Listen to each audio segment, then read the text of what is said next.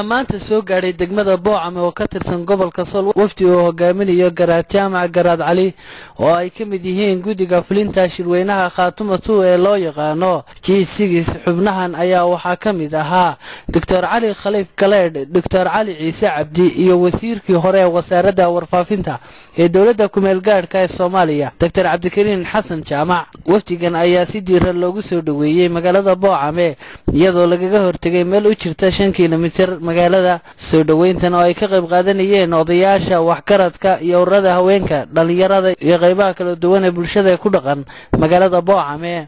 soo dhaweyn kadib waxaa wafdigan loo soo galbiyay gudaha magaalada iyadoo ay kulamo la yeesheen dadka deegaanka ugana mahad celiyay sida diiran ay u soo dhaweeyeen. waxaa halkaasi ugu horreyn ka hadlay Dr. Cali Ciise Cabdi oo ka mid ah gudiga G6 ugu horreynna uga mahad celiyay dadka reer Boocame sida ay u soo dhaweeyeen isagoona ka warbixiyay shirka Khaatumo. Bismillahir Rahmanir Rahiim wasalaatu wasalaamu ala rasuulillah.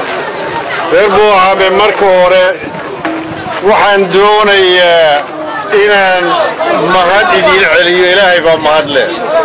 soo dhaweynta qaaliga waxa waliba hablaha ilaalintaanu soo galay ilaa hadda mashxaraday walaalayaalow waa mahadsantiin.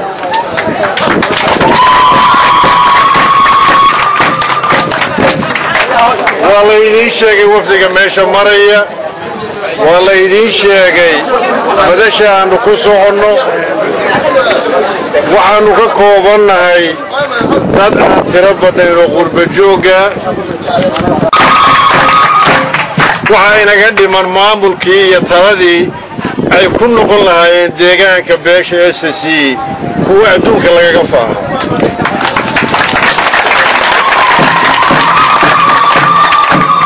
waxaan ku rajo weynahay shirkaa hadda ka qabsoomaya madasha Taleex ee magaalada taariikhiga in ilaahay ka soo saaro waxaan dhammaanteen ku faraxno, wax diilayna geliya, wax dulliga inaga qaada dhammaanteen ayaa ilaahay ka baryay.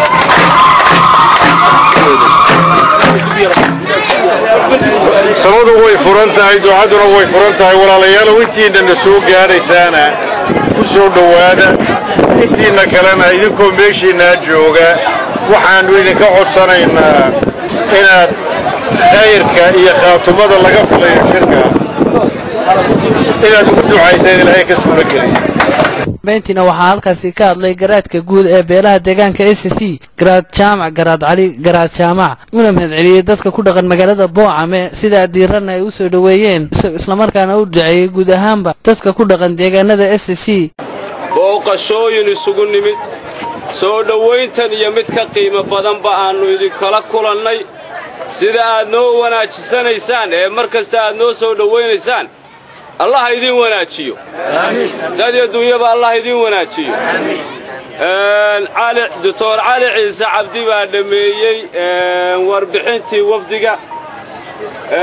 maantana uun jalaqlaanu nahay oo insha Allah ta'ala golihii shirku yaalay baanu ku sii jeednaa. waxa loo jeedaana waa talo. sidii talo ka weynina ugu noolaan lahaa, ka yarina ugu soo barbaari lahaa, dhulbahanta loogu unki lahaa. gurigii talada dhulbahanta laga unki jiray baatiin. dadii adduunyada Allah idin barakeeyo. dadii adduunyada Allah idin barakeeyo.